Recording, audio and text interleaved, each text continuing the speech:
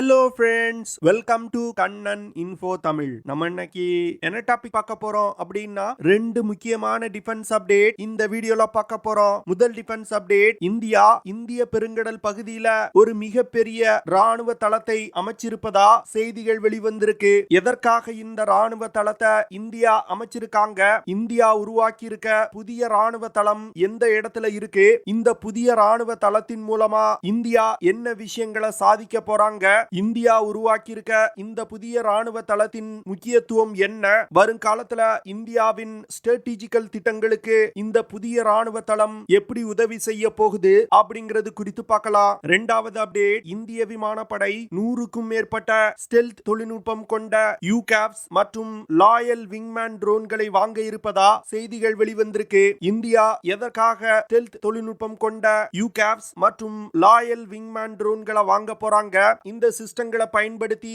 என்ன மாதிரியான ஆபரேஷன்களை India carry out செய்ய திட்டமிட்டிருக்காங்க, எதற்காக அதிக எண்ணிக்கையில யூகாப்ஸ் மற்றும் லாயல் விங்மேன் ட்ரோன்களை இந்தியா வாங்குறாங்க அப்படிங்கிறது குறித்து நம்ம டீடைலா இந்த வீடியோல பார்க்கலாம். நம்ம சேனல்ல டிஃபென்ஸ் மற்றும் ஜியோபாலிட்டிக்ஸ் சம்பந்தமா தினம் ஒரு வீடியோ பப்ளிஷ் பண்ணிட்டு இருக்கோம். உங்களுக்கு நம்ம சேனல்ல பப்ளிஷ் பண்ணக்கூடிய வீடியோஸ் பிடிச்சிருந்துச்சுன்னா சேனலை சப்ஸ்கிரைப் பண்ணி சப்போர்ட் பண்ணுங்க. நீங்க பண்ற ஒவ்வொரு சப்ஸ்கிரிப்ஷனும் எனக்கு அடுத்தடுத்த வீடியோஸ் போடுறதுக்கு ஒரு மோட்டிவேஷனா இருக்கும். இந்த வீடியோல நிறைய இன்ட்ரெஸ்டிங் ஃபேக்ட்ஸ் இருக்கு ஃப்ரெண்ட்ஸ், அதனால வீடியோவை ஸ்கிப் பண்ணாம கடைசி வரைக்கும் பாருங்க. சீனா சமீப காலமா தன்னுடைய கடற்படையின் வலிமையை தொடர்ந்து அதிகரிச்சு வந்துகிட்டு இருக்காங்க. South China C, Indian ocean போன்ற பகுதிகளை தன்னுடைய கட்டுப்பாட்டுல கொண்டு வருவதற்கு பல முக்கியமான திட்டங்களை செயல்படுத்தி வந்துகிட்டு இருக்காங்க. அதுல இந்தியாவின் ஆதிக்கத்தை இந்திய பெருங்கடல் பகுதியில மட்டுப்படுத்துவதற்கு சீனா ஸ்டிங் ஆஃப் பேர்ல்ஸ் அப்படிங்கிற ஒரு திட்டத்தை செயல்படுத்தி வந்துகிட்டு இருக்காங்க.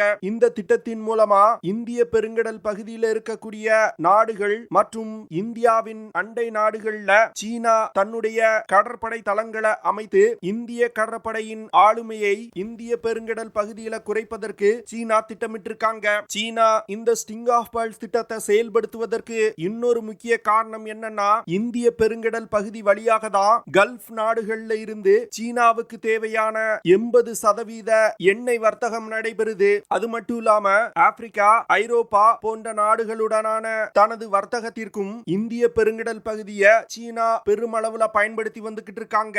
ஆனா இந்த சூழ்நிலையில இந்தியாவுக்கும் சீனாவுக்கும் வரும் காலத்துல ஒரு யுத்தம் ஏற்பட்டால் இந்தியா அந்தமான் நிக்கோபார் தீவுல இருக்கக்கூடிய தன்னுடைய முப்படை தளத்தை பயன்படுத்தி மலாக்கா நீரிணை பகுதியை பிளாக் செஞ்சாங்கன்னா சீனாவுடைய எண்ணெய் வர்த்தகம் மற்றும் வர்த்தகம் மொத்தமாக முடங்கிரும். இதனால ஒரு யுத்த நேரத்துல சீனா மிகப்பெரிய இழப்புகளை சந்திக்க வேண்டியது இருக்கும். இந்த விஷயத்துல இருந்து தன்னை பாதுகாத்துக் கொள்வதற்காக தான் சீனா இந்த ஸ்டிங் ஆஃப் பேர்ல்ஸ் திட்டத்தை செயல்படுத்தி வந்துகிட்டு இருக்காங்க.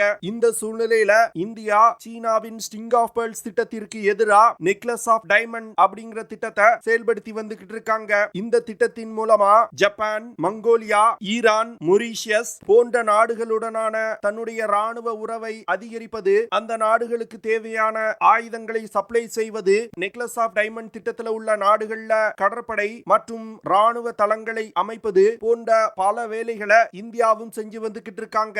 அந்த வகையில சதர்ன் இந்தியன் ஓஷன்ல மொரீஷியஸ் நாடு இருக்கு. இந்த மொரீஷியஸ் நாட்டிற்கு சொந்தமா அகலிகா அப்படிங்கிற தீவு பகுதி இருக்கு. இந்த தீவு பகுதியில தான் இந்தியா தற்போது ஒரு மிகப்பெரிய கடற்படை தளத்தை அமைச்சிருக்காங்க. 2015 வருடமே இந்தியாவுக்கும் மொரீஷியஸ் நாட்டிற்கும் அகலிகா தீவுல இன்ஃப்ராஸ்ட்ரக்சர் வேலைகளை செய்வதற்கான ஒப்பந்தம் கையெழுத்திடப்பட்டது. ஆனா சீனாவின் தூண்டுதலின் பேரில் மொரீஷியஸ் நாட்டுல அகலிகா தீவுல இந்தியா செய்யக்கூடிய இன்ஃப்ராஸ்ட்ரக்சர் வேலைகளுக்கு எதிர்ப்பு கிளம்ப ஆரம்பிச்சது. ஆனா காலப்போக்கில் சீனா உருவாக்கிய அந்த எதிர்ப்பு குறைய ஆரம்பிச்சிட்டு, இதனை தொடர்ந்து அகலிகா தீவுல கடற்படை தளத்தை அமைப்பதற்கான வேலைகளை தொடங்கினாங்க. இந்தியா அகலிகா தீவுல கிட்டத்தட்ட 87 மில்லியன் அமெரிக்க டாலர் செலவுல இந்த ராணுவ தளத்தை அமைச்சிருக்காங்க. அகலிகா தீவுல சப்மரீன்ஸ் மற்றும் டெஸ்ட்ராயர்ஸ், கோர்வெட்ஸ் ரக போர்க்கப்பலை நிறுத்தி வைப்பதற்கான கப்பல் நிறுத்தும் தளம், அந்த தீவுல இருக்கக்கூடிய விமான ஓடுதளத்தை எக்ஸ்டெண்ட் செய்வது, அகலிகா தீவுல விமான நிலையத்தை உருவாக்குவது போன்ற பல இன்ஃப்ராஸ்ட்ரக்சர் வேலைகளை இந்தியா செஞ்சிருக்காங்க. இந்தியா அகலிகா தீவுல தன்னுடைய கடற்படை தளத்தை அமைப்பதற்கு முக்கியமான காரணம், இந்த அகலிகா தீவு சவுத் வெஸ்ட் இந்தியன் ஓஷன்ல வெறும் 27 ஸ்கொயர் மைல்ஸ் கொண்ட ஒரு சிறிய தீவு. மொரீஷியஸ்ல இருந்து வடக்கு பக்கமா 1122 கிலோமீட்டர் தூரத்துல இந்த தீவு அமைஞ்சிருக்கு. இந்த தீவுல தான் இந்தியா தன்னுடைய கடற்படை தளத்தை அமைச்சிருக்காங்க. அகலிகா தீவுல தன்னுடைய கடற்படை தளத்தை இந்தியா அமைப்பதற்கு முக்கியமான காரணம் இந்தியாவின் 95% வர்த்தகம் இந்திய பெருங்கடல் வழியாக தான் நடைபெறுது. அது மட்டும் இல்லாம இந்தியாவுக்கு தேவையான 80% crude oil Indian Ocean region வழியாக தான் இம்போர்ட் செய்யப்படுது. இந்திய பெருங்கடல் பகுதியை தன்னுடைய கட்டுப்பாட்டில் வச்சிருப்பதற்கு இந்தியா இந்த அகலிகா தீவுல இந்த கடற்படை தளத்தை அமைச்சிருக்காங்க. சில வருடங்களுக்கு முன்பு சீனா ஆப்பிரிக்கால இருக்கக்கூடிய டிஜிபூட்டி அப்படிங்கிற ஒரு ஸ்ட்ராட்டஜிக்கல் முக்கியத்துவம் வாய்ந்த இடத்துல தன்னுடைய முதல் வெளிநாட்டு கடற்படை தளத்தை அமைச்சிருக்காங்க. இந்த டிஜிபூட்டி துறைமுகம் பாகிஸ்தானின் குவாதர் துறைமுகத்திற்கு மிக அருகில் இருக்கு. இதனால இந்த இரண்டு துறைமுகங்கள்ல உள்ள தன்னுடைய போர்க்கப்பல்களை பயன்படுத்தி அரேபியன் சி பகுதியை தன்னுடைய கட்டுப்பாட்டுல கொண்டு வருவதற்கு சீனா முயற்சி செஞ்சு வந்துகிட்டு இருக்காங்க. ஆப்பிரிக்கால இருக்கக்கூடிய டிஜிபூட்டி மற்றும் பாகிஸ்தான்ல இருக்கக்கூடிய குவாதர் துறைமுகங்கள்ல இருக்கக்கூடிய சீன கப்பல்களின் நடமாட்டத்தை கண்காணிப்பதற்காக தான் இந்தியா அகலிகா தீவுல இந்த கடற்படை தளத்தை அமைச்சிருக்காங்க. அது மட்டும் இல்லாம சீனா சமீப காலமா தன்னுடைய கடற்படைய மிகப்பெரிய அளவுல எக்ஸ்பாண்ட் செஞ்சிருக்காங்க. அதிக எண்ணிக்கையிலான போர்க்கப்பல்கள் மற்றும் நீர்மூழ்கி கப்பல்களை தன்னுடைய கடற்படையில இணைச்சிருக்காங்க. தற்போதைய நிலையில போர்க்கப்பல்களின் எண்ணிக்கையை வச்சு பார்க்கும் பொழுது உலகத்திலே மிகப்பெரிய கடற்படையை வச்சிருக்கிறது சீனா தான். வரும் காலத்துல சீன கடற்படைய இந்திய கடற்படை ஒரு யுத்தத்துல எதிர்கொள்ளணும்னா அதிக எண்ணிக்கையிலான போர்க்கப்பல்களை இந்திய கடற்படையில இணைக்கணும். ஆனா தற்போது உள்ள நிலவரத்தின்படி இந்தியாவால அதிக எண்ணிக்கையிலான போர்க்கப்பல்களை இந்திய கடற்படையில இணைக்க முடியல. இதன் காரணமா இந்தியா சீடினியல் அப்படிங்கிற ஒரு ஸ்ட்ராட்டஜியை ஃபாலோ பண்ண ஆரம்பிச்சிருக்காங்க. சீடினியல் கேப்பபிலிட்டி அப்படிங்கிறது நம்மை விட ஒரு வலிமையான கடற்படையின் போர்க்கப்பல்கள் நமது கடல் எல்லைக்குள் நுழைய முயற்சி செய்யும் பொழுது அதை தடுப்பதுதான் சீடெனியல் அப்படின்னு சொல்லுவாங்க. இந்த சீடெனியல் கேப்பபிலிட்டியை அதிகப்படுத்துவதற்கு ஆன்டி ஷிப் மற்றும் ஆன்டி சப்மரின் வார்ஃபேர் கேப்பபிலிட்டியை இந்தியா தொடர்ந்து அதிகரிச்சு வந்துகிட்டு இருக்காங்க. அதனால இந்தியா அமெரிக்காவிடம் இருந்து MH-60 ரோமியோ ஹெலிகாப்டர்களை வாங்கி இந்திய கடற்படையில இணைச்சிருக்காங்க. இந்த ஹெலிகாப்டர்னால மிக சிறப்பா ஆன்டி சப்மரின் ஆபரேஷன்களை கேரி அவுட் செய்ய முடியும். அது மட்டும் இல்லாம அதிக எண்ணிக்கையிலான P-8I பொசைடன் விமானங்களை வாங்கி இந்திய கடற்படையில இணைச்சிருக்காங்க. இந்த விமானங்களை பயன்படுத்தி ஒரு யுத்த நேரத்துல நீர்மூழ்கி கப்பல்களுக்கு எதிராக செய்யப்படும் ஆன்டி சப்மரின் ஆபரேஷன் மற்றும் போர் கப்பல்களுக்கு எதிராக செய்யப்படும் ஆன்டி சர்ஃபேஸ் ஆபரேஷன், உளவு தகவல் சேகரிப்பது, ரோந்து செல்வது போன்ற பல்வேறு விதமான ஆபரேஷன்களை கேரி அவுட் செய்ய முடியும். இந்த P-8I பொசைடன் விமானங்களை பயன்படுத்தி தான் இந்திய பெருங்கடல் பகுதியில சீன கப்பல்களின் நடமாட்டத்தை இந்தியா கண்காணிச்சு வந்துகிட்டு இருக்காங்க. இந்தியாவுக்கு அந்தோமான் நிக்கோபார் தீவுல ஒரு முப்படை தளம் இருக்கு. இந்த தளத்துல இருந்து தற்போது இந்தியா புதிதாக கட்டியுள்ள அகலிகா தீவுல இருக்கக்கூடிய கடற்படை தளம் வரைக்கும் இந்த P-8I பொசைடன் விமானங்கள் சர்வேலன்ஸ் மற்றும் ரெக்கானசன் ஆபரேஷன்களை தொடர்ந்து செஞ்சு வந்துகிட்டு இருக்கு. இதனால அகலிகா தீவுல இருக்கக்கூடிய கடற்படை தளம் இந்திய பெருங்கடல் பகுதியை இந்தியா சர்வேலன்ஸ் செய்வதற்கு ஒரு முக்கியமான தளமா பார்க்கப்படுது. அகலிகா தீவுல இருந்த சிறிய விமான ஓடு தளத்தை 3000 மீட்டர் நீளம் கொண்ட ஒரு ரன்வேயா இந்தியா மாற்றி அமைச்சிருக்காங்க. இதன் மூலமா இந்த ரன்வேல இருந்து ஃபைட்டர் ஜெட் விமானங்கள், P-8I பொசைடன் விமானங்கள், போயிங் 737 பேசஞ்சர் ஏர்கிராப்ட், கார்கோ விமானம் போன்ற அனைத்து விதமான விமானங்களையும் இந்த விமான ஓடு தளத்தை பயன்படுத்தி இயக்க முடியும். சமீபத்தில் எடுக்கப்பட்ட சேட்டலைட் புகைப்படங்களை வச்சு பார்க்கும் பொழுது இந்தியா அகலிகா தீவுல மிக பெரிய அளவுல கன்ஸ்ட்ரக்ஷன் வேலைகளை செஞ்சிருப்பது தெளிவா தெரியுது. அந்த தீவுல இருக்கக்கூடிய துறைமுகத்தை ஆழப்படுத்தி இருக்காங்க. இதன் மூலமா டெஸ்ட்ராயர்ஸ் மற்றும் ஃப்ரிகேட்ஸ் ரக போர்க்கப்பல்களை கூட அகலிகா தீவுல இருக்கக்கூடிய துறைமுகத்துல நிறுத்தி வைக்க முடியும். இந்த அகலிகா தீவு சவுத் வெஸ்ட் இந்தியன் ஓஷன் பகுதியில் அமைஞ்சிருக்கு. சில வருடங்களுக்கு முன்பு வரைக்கும் இந்த பகுதியை இந்திய கடற்படையால் கண்காணிக்க முடியாது. ஆனா தற்போது அகலிகா தீவுல அமைக்கப்பட்டிருக்க இந்த கடற்படை தளத்தின் மூலமா இந்திய பெருங்கடல் பகுதி முழுவதையும் இந்தியாவால கண்காணிக்க முடியும். இந்த விஷயங்களுக்காக தான் ஸ்ட்ராட்டஜிக்கல் முக்கியத்துவம் வாய்ந்த அகலிகா தீவுல தன்னுடைய கடற்படை தளத்தை அமைச்சிருக்காங்க. அடுத்த அப்டேட், சமீபத்தில் நடந்து வரும் உக்ரைன் ரஷ்யா போரோட தொடக்கத்துல உக்ரைன் துருக்கியிடம் இருந்து வாங்கிய பைரக்டர் ட்ரோன்கள் ஒரு முக்கியமான ரோலை பிளே பண்ணுச்சு. உக்ரைன் துருக்கியின் பைரக்டர் ட்ரோன்களை பயன்படுத்தி ரஷ்ய டேங்குகள் மீது கடுமையான தாக்குதல்களை நடத்தினாங்க.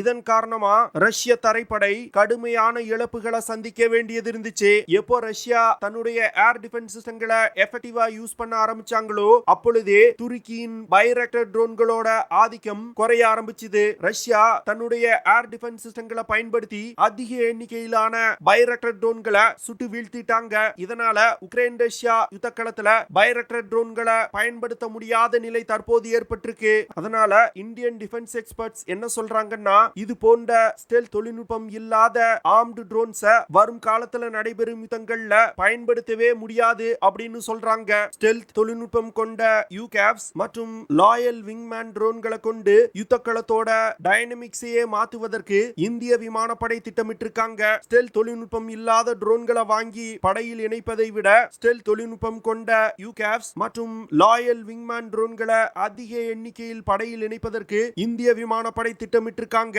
கிட்டத்தட்ட 100க்கும் மேற்பட்ட லாயல் விங்மேன் ட்ரோன்களை இந்திய படையில் இணைப்பதற்கு திட்டமிட்டிருக்காங்க. இதற்கான வேலைகளை இந்திய விமானப்படை தொடங்கிட்டதா செய்திகள் வெளிவந்திருக்கு. இந்திய விமானப்படை வாங்க உள்ள லாயல் விங்மேன் ட்ரோன்களை new space research and technology அப்படிங்கிற நிறுவனம் தயாரிச்சு வந்துகிட்டு இருக்காங்க. ஏற்கனவே இந்த நிறுவனம் லாயல் விங்மேன் ட்ரோனோட ஸ்கேல் டவுன் மாடலை வெற்றிகரமா சோதனை செஞ்சிருக்காங்க. 2025வது வருடத்துக்குள் முழு அளவிலான லாயல் விங்மேன் ட்ரோனை உருவாக்கி சோதனை செய்ய இருக்காங்க. இந்த லாயல் விங்மேன் ட்ரோன்களை வரும் காலத்துல இந்திய விமானப்படை செய்ய உள்ள ஸ்ட்ரைக் மிஷன்கள்ல பயன்படுத்த போறாங்க. ஸ்ட்ரைக் மிஷன் அப்படிங்கிறது எதிரிகளின் எல்லைக்குள் நீண்ட தூரம் ஊடுருவி சென்று தாக்குதல் நடத்துவது. New space research and technology நிறுவனம் உருவாக்கி வரும் லாயல் விங்மேன் ட்ரோன் 9.2 மீட்டர் நீளமும் 5.8 மீட்டர் விங் ஸ்பேனும் 2100 கிலோகிராம் எடை கொண்டதா இருக்கும். இந்த லாயல் விங்மேன் ட்ரோனால 0.9 மேக் அப்படிங்கிற வேகத்துல பறக்க முடியும். அதாவது 1100 கிலோமீட்டர் பெர் ஹார் வேகத்துல பறக்க முடியும். இந்த ட்ரோன்கள்னால 1500 கிலோமீட்டர் தூரம் வரைக்கும் தொடர்ந்து பறக்க முடியும். லாயல் விங்மேன் ட்ரோனால 700 கிலோமீட்டர் தூரத்துல உள்ள இலக்குகளை தாக்கிட்டு ஹோம் பேஸுக்கு திரும்ப முடியும். இந்த லாயல் விங்மேன் ட்ரோனால 600 கிலோகிராம் எடை கொண்ட ஆயுதங்களை சுமந்து சென்று தாக்குதல் நடத்த முடியும். இந்த லாயல் விங்மேன் ட்ரோன்ல டிஆர்டிஓ நிறுவனம் உருவாக்கிய ஸ்மார்ட் ஆன்டி ஏர்ஃபீல்ட் வெப்பன், ஆஸ்ராம் ஏர் டு ஏர் மிசைல் போன்ற ஆயுதங்கள் இணைக்கப்பட்டிருக்கு. இந்தியாவின் ஏரோநாட்டிக்கல் டெவலப்மெண்ட் எஸ்டாப்ளிஷ்மெண்ட் நிறுவனம் 13 டன் எடை கொண்ட யூகேவ்ஸ் டெவலப் செய்து வந்துகிட்டு இருக்காங்க. இந்த யூகேவ்ஸ் தற்போது இந்திய விமானப்படையில் பயன்பாட்டில் உள்ள LCA தேஜஸ் விமானம் சைஸ்ல இருக்கும். இந்த யூகேவ்ஸ்ல இந்தியா உள்நாட்டிலே தயாரித்த காவேரி ட்ரை இன்ஜின் பயன்படுத்தப்பட உள்ளது. இந்த யூகேவ்ஸ் காத்தக் ட்ரோன் டெவலப்மெண்ட் திட்டத்தின் மூலமா இந்தியா டெவலப் செய்து வந்துகிட்டு இருக்காங்க. இந்தியா டெவலப் செய்து வரும் இந்த யூகேவ் ஸ்டெல்த் தொழில்நுட்பம் கொண்ட ட்ரோனா இருக்க போகுது. அதனால உக்ரைன் ரஷ்யா போர் போன்ற கண்டெஸ்டட் ஏர் ஸ்பேஸ்லயும் இந்த ட்ரோன்களை பயன்படுத்த முடியும். ஸ்டெல்த் தொழில்நுட்பம் இருக்கிறதுனால எதிரிகளின் ரடார் சிஸ்டத்தினால இந்த ட்ரோன்களை கண்டுபிடிக்க முடியாது. வரும் காலத்துல இந்தியா டெவலப் செய்து வரும் AMCA 5th ஜெனரேஷன் விமானங்களோடு இந்த காத்தக் யூகேவ்ஸ் இணைத்து பயன்படுத்தப்பட உள்ளது. இந்த காத்தக் யூகேவ்ஸ் பயன்படுத்தி நீண்ட தூரம் எதிரிகளின் எல்லைக்குள் ஊடுருவி சென்று தாக்குதல் நடத்தக்கூடிய ஏர் சுப்பீரியாரிட்டி ஆபரேஷன்களை கூட செய்ய திட்டமிட்டிருக்காங்க. அதனால வரும் காலத்துல இந்திய விமானப்படையில அதிக எண்ணிக்கையிலான ஸ்டெல்த் தொழில்நுட்பம் கொண்ட லாயல் விங்மேன் ட்ரோன்ஸ் மற்றும் காத்தக் ட்ரோன்கள் பயன்படுத்தப்பட உள்ளது. ஓகே ஃப்ரெண்ட்ஸ், நம்ம வீடியோவோட நிறைவு பகுதிக்கு வந்துட்டோம். இதெல்லாம் தான் நான் உங்ககிட்ட ஷேர் பண்ணணும் அப்படின்னு நினைச்ச விஷயங்கள். ஐ ஹோப் நான் ஷேர் பண்ண விஷயங்கள் உங்களுக்கு பிடிச்சிருக்கும்னு நினைக்கிறேன். அப்படி பிடிச்சிருந்துச்சுன்னா ஷேர் பண்ணுங்க, லைக் பண்ணுங்க, கமெண்ட் பண்ணுங்க. மறக்காம நம்ம சேனலுக்கு சப்ஸ்கிரைப் பண்ணுங்க. அப்படியே அந்த பெல் நோட்டிபிகேஷனை கிளிக் பண்ணி ஆல்ங்கிற ஆப்ஷனை எனேபிள் பண்ணிக்கங்க. See you in the next video. Jai Hind.